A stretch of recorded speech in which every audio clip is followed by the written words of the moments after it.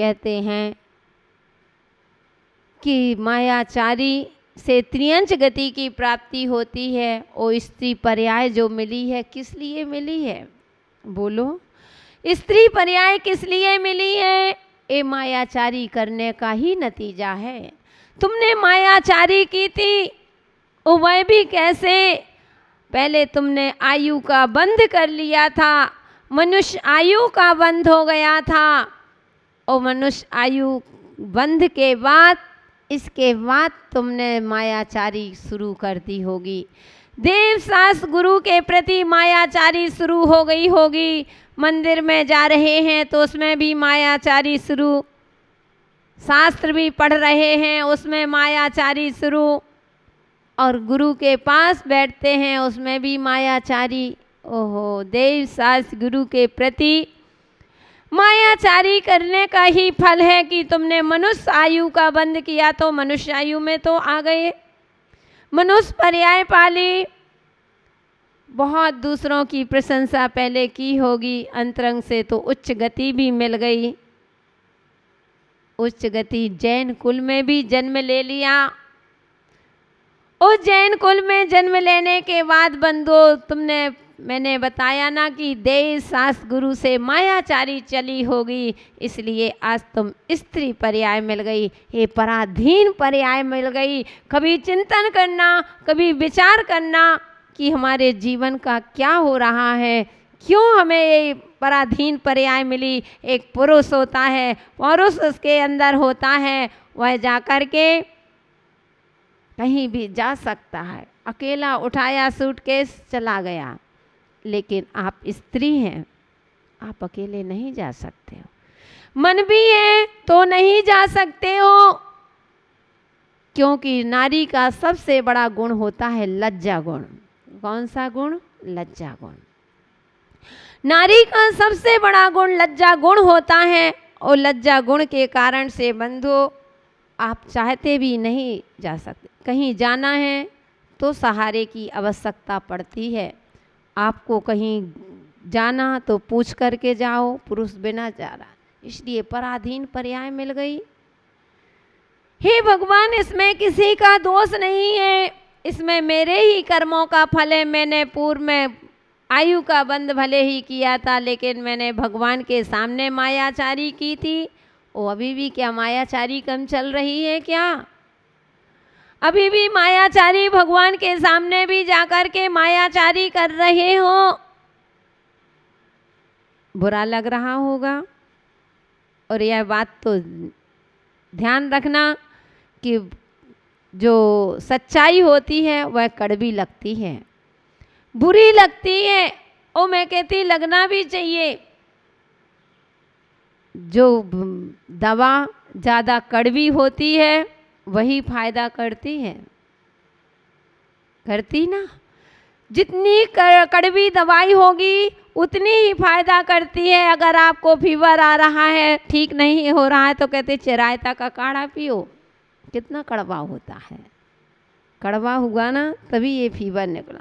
ऐसे ही बंधुओं, जब तक हम कड़वी दवाई, हम आपको एक कड़वे शब्द नहीं, मैं तो सही शब्द बोल रही हूँ, लेकिन आपको सत्य है तो कड़वा लगेगा, बुरा लगेगा।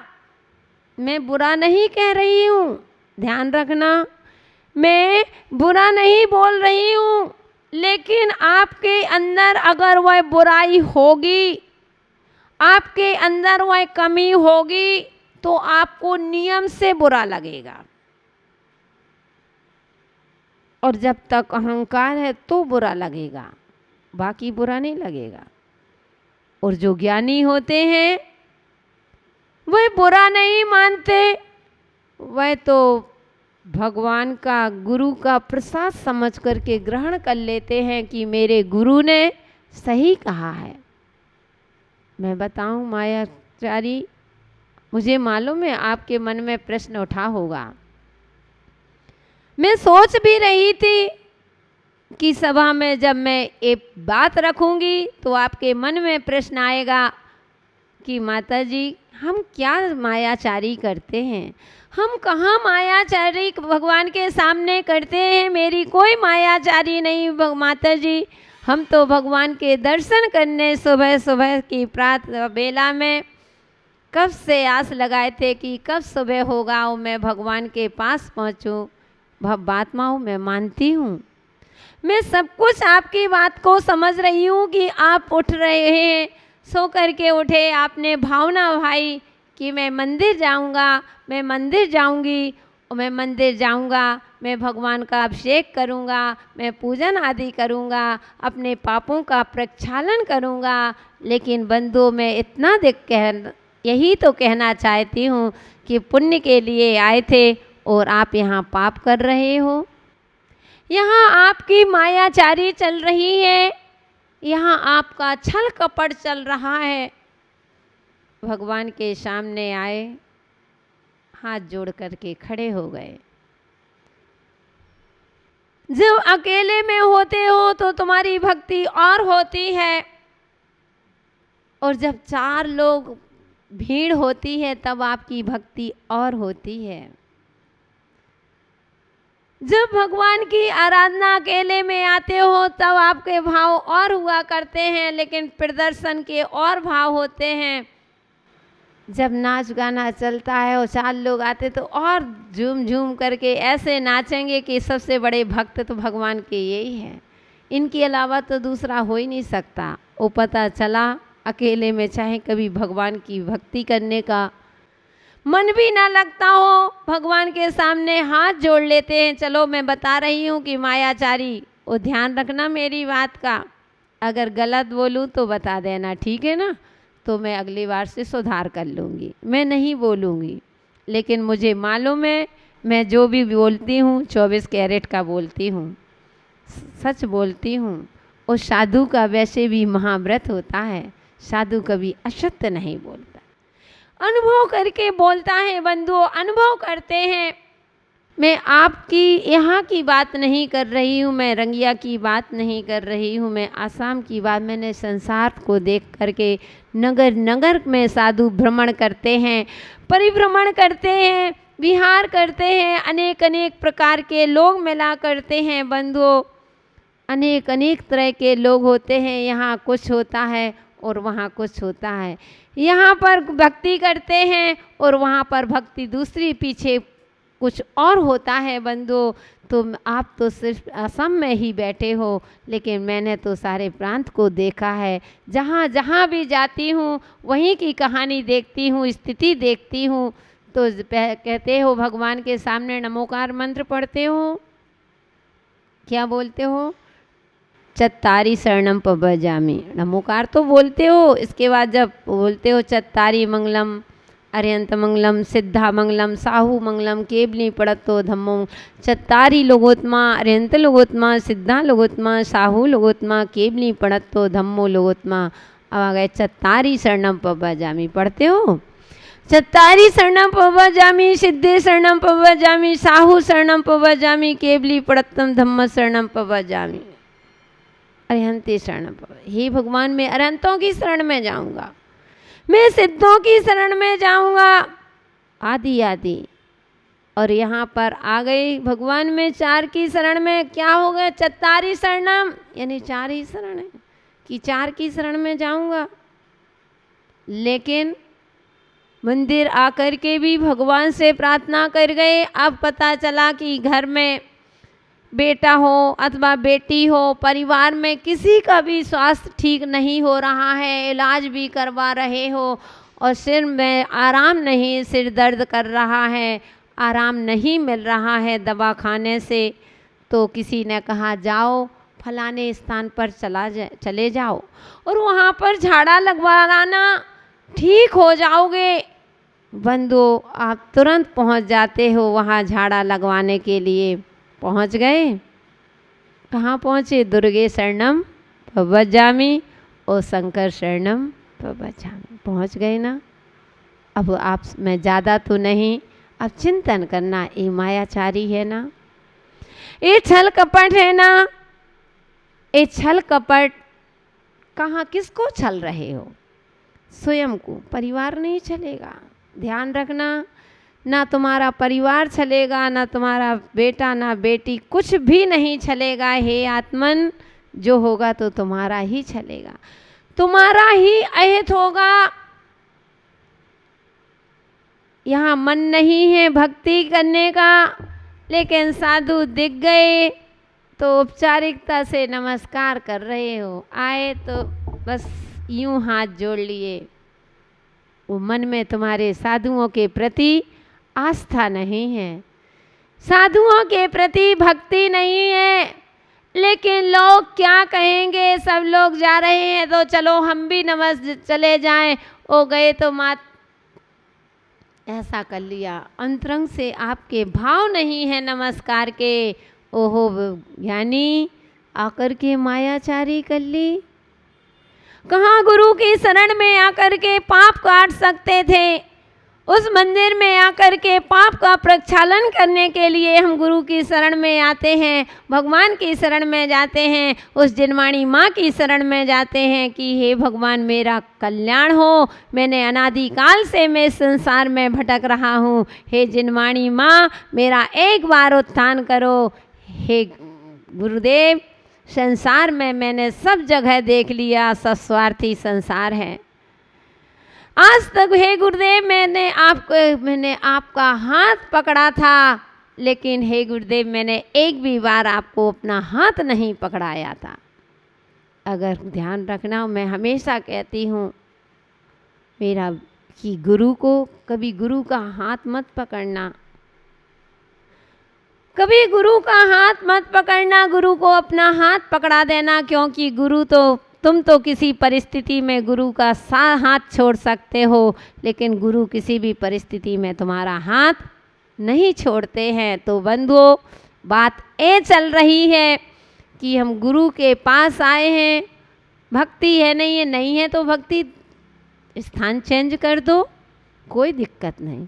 इतना तो होगा कि आपकी भावना नहीं हो रही है, आपकी आस्था नहीं है, इसलिए आप नमस्कार नहीं कर रहे हैं, लेकिन आपका मन है नहीं है, और वचन से भी कुछ नहीं, काय से जुड़ गए तो काया से। मायाचारी तो आखिर मायाचारी है, छल कपट है, इसमें दूसरों का अहित नहीं बंधु, मेरा स्वयं का अहित होता है। इसलिए हम क्या करने जा रहे हैं, तो ये भगवान के सामने मायाचारी हो गई, माला फेरने बैठे थे और पता चला कि कहीं चर्चा हो रही है, किसी के घर की चर्चा हो रही है, आप और कान लगा करके सुन रहे हो क्या हो रहा है। माला तो रुक गई, लेकिन कान से तुम्हारी आवाज़ उसमें लगी कि मेरे कान में आवाज़ आ जाए किसकी चर्चा हो रही है। माला फेरने बैठे थे ना, उन कर्मों को काटने के लिए ही तो इतना सा समय मिला था, 5 मिनट का समय कि चलो नमोकार की एक माला फेर ले। वो 5 मिनट में जहाँ पुण्य करना था वहाँ भी तुम्हारी मायाचारी चल रही है के देख रहे, बार बार घड़ी दिख रही है, मायाचारी देख रहे कब समय पूरा हो, वो मैं कब घर जाऊं, कब घर जाऊं। वो कोई बात बाहर का व्यक्ति आ गया, आप ध्यान करने बैठ गए, आंख बंद करके बैठ गए, इतने अच्छे से माला कर रहे हो, ओहो सामने वाला कह रहा है कि कितनी भक्ति है, कितने अच्छी तरह से माला करते, फलाना व्यक्ति कितनी जाप कर रहा है। लेकिन हे आत्मन, बाहर की प्रशंसा मिल सकती है, आप अंतरंग की प्रशंसा तुमको कभी मिलने वाली नहीं है। ये प्रदर्शन की प्रशंसा से जीवन का कल्याण होने वाला नहीं है। आत्मदर्शन की जब स्वयं की आत्मा आपकी प्रशंसा करे तो समझ लेना मेरा कल्याण हुआ। इसलिए मैं कितनी मायाचारी नहीं। शास्त्र में शास्त्र खोले बैठे हैं, शास्त्र का स्वाध्याय कर रहे हैं, लोगों को लग रहा है कि आपकी स्वाध्याय चल रहा है, आप गाथा याद कर रहे हैं, बहुत मनोयोग से कर रहे हैं, लेकिन आपका उपयोग कहीं और चल रहा है। ध्यान रखने में 2 बातें आ सकती हैं। अभी मायाचारी की बात चल रही है तो मैं कहूँगी कि तुम्हारी मायाचारी चल रही है। छल कपट चल रहा है कि शास्त्र खोले और लोग देख रहे हैं कि स्वाध्याय चल रहा है उनकी, तो चुपचाप चले गए, लेकिन तुम्हारा मन कहीं और चल रहा है, कहीं और उलझा हुआ है, उन विषयों में उलझा हुआ है, कहीं किसी की बुराई में लगा हुआ है कि क्या कैसे करना। और शास्त्र खोले हो, अगर पाप ही करना है तो कम से कम शास्त्र को बंद कर दो। शास्त्र को बंद करके ही फिर बाद में आपको जो विचार करना है, कुविचार करना है, तो कम से कम पाप तो लगेगा, मायाचारी तो नहीं लगेगी।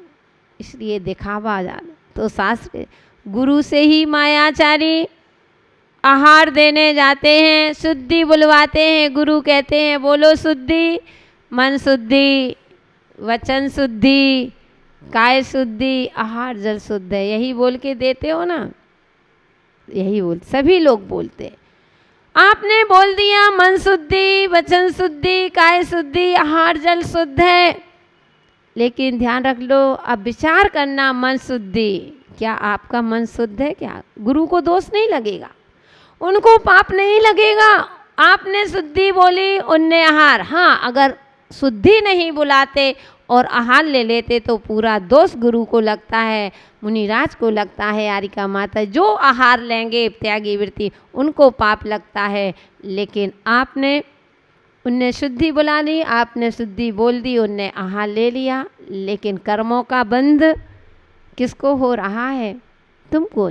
मन शुद्धि, क्या मन शुद्ध था? क्या मन में कषाय भड़क रही हैं, मन हमारा विशुद्ध नहीं है, मन में हमारे कुविचार चल रहे हैं, हमारा निगेटिव सोच बनी हुई है। हमेशा आप जब देखो सबसे ज़्यादा आज के समय में निगेटिव सोच, भी पॉजिटिव हो रहे ही नहीं गई। जब तुम्हारी नेगेटिव सोच रहेगी तो क्या आप मन शुद्धि बोल रहे हो?